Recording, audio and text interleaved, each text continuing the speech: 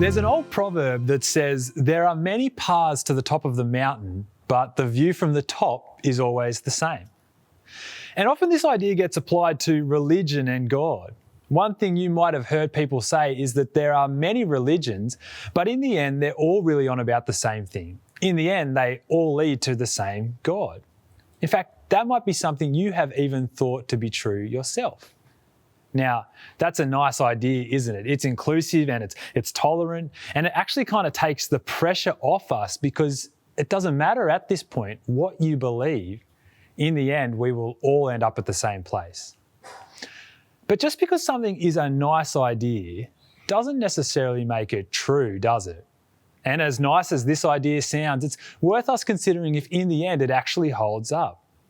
So here's 3 things I think it's worth us considering when it comes to this idea. For starters, this is a pretty bold claim when you think about it.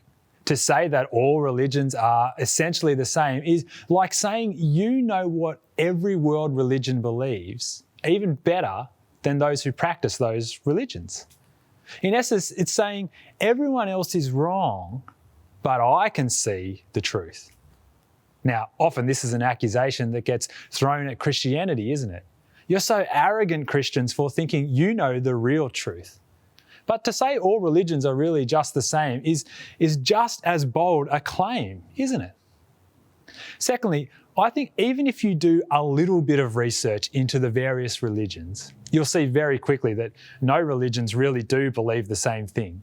Christianity, Islam, Judaism, Buddhism, they might have elements which overlap, but at their core, they claim fundamentally different things about life, afterlife, good and evil, humanity, and most importantly, God.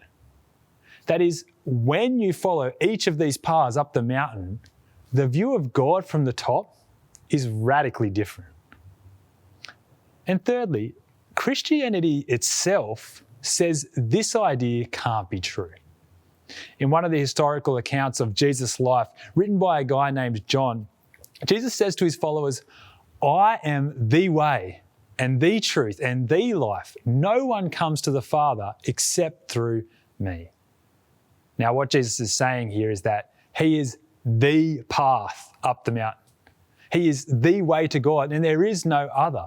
No one can know God except through Jesus.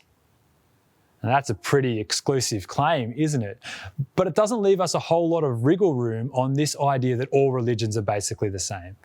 Because either Jesus is right, he is the path to God, and every other religion is wrong, or Jesus is wrong. He's not the path to God, and in that case, maybe one of the other religions is right. But what you can't say at this point is that Jesus is just one of the many paths up the mountain. Jesus won't let you do that. He forces us to make a decision about him. Either he is the way to God or he's not. And actually, I think this is one of the things that separates out Christianity from all other religions. See, in every other religion, the path to God is through doing things. You do 5 prayers a day. You do ceremonies and festivals. You do your best to be a good person. You do and you do and you do in order to try and get right with God, in order to try and get up the mountain, to get to heaven, nirvana, whatever it is. But the message of Christianity is not about what we do at all. It's about what God has done through Jesus for us.